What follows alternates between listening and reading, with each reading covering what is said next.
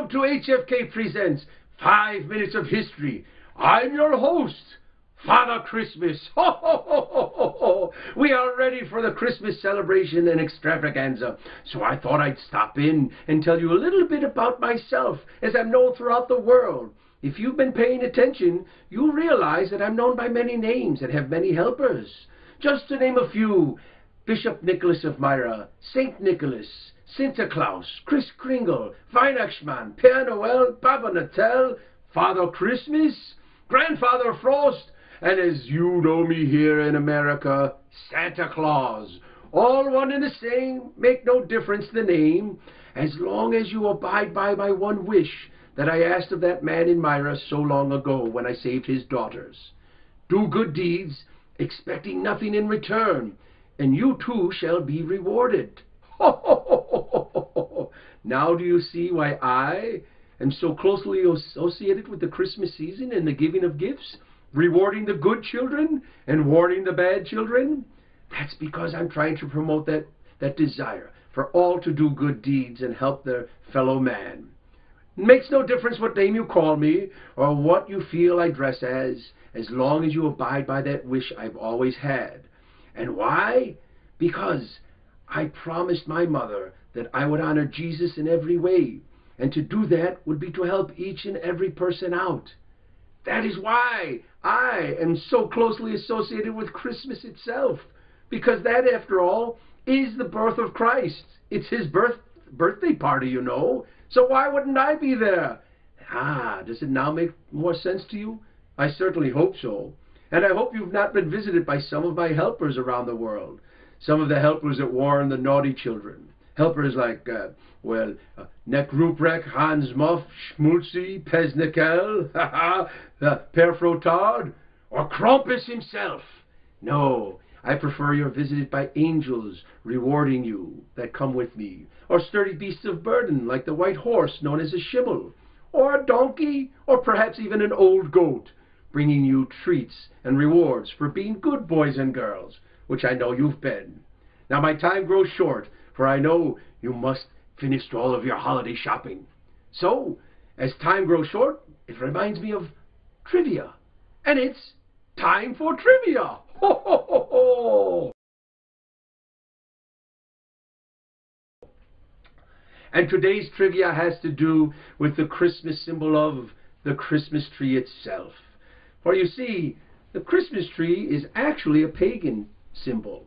Yes, there was a time when pagans would do a ritual in the dead of winter called the Yule celebration. The fir evergreen was actually a tree they thought had very special powers because it stayed alive in the dead of winter and didn't lose its branches or its leaves. Therefore, they thought if they sacrificed to the tree gods, that would bring back the sun, and the sun would warm them up, and the days would grow longer. So they would literally, in the Yule celebration, take a tree, tear off its branches, and burn the soul of the tree, or the trunk as we know it. This became known as the Yule log, and it was a sacrifice to the gods to bring back the sun. When I wanted to convert them to Christianity, I took their pagan symbol of the Yule tree and the celebrations and simply promoted not destroying the tree, but decorating it in celebration of the birth of Christ himself. And therefore, their ritual became known as the Christmas tree, for the Christmas celebration of leaving presents under the tree for the baby Jesus in each and every one of us. Well, do you hear that? Yes, it's sleigh bells, not from my reindeer, but perhaps, yes, from Horatio, the town crier. Why, Merry Christmas to you, Horatio, and thank you kindly. Ho, ho, ho, ho, ho, ho. Well, this is a wonderful question to end the season with, and it comes from Ellen in Oregon. And Ellen asks, what are the 12 days of Christmas? Wonderfully asked, Ellen, wonderfully asked indeed. The 12 days of Christmas, you see, are the 12 days between the birth of Christ on Christmas Day, December 25th, to the day that the wise men, or magi, visited him in the stable, which was January 6th, also known as the Epiphany, or Little Christmas. The days between his birth and the visit are the 12 days of Christmas. Each day has a significant symbol behind it based on the teachings in the Middle Ages when children were taught their scripture by way of the 12 days. One of those symbols is a partridge in a pear tree, which was to represent Jesus himself.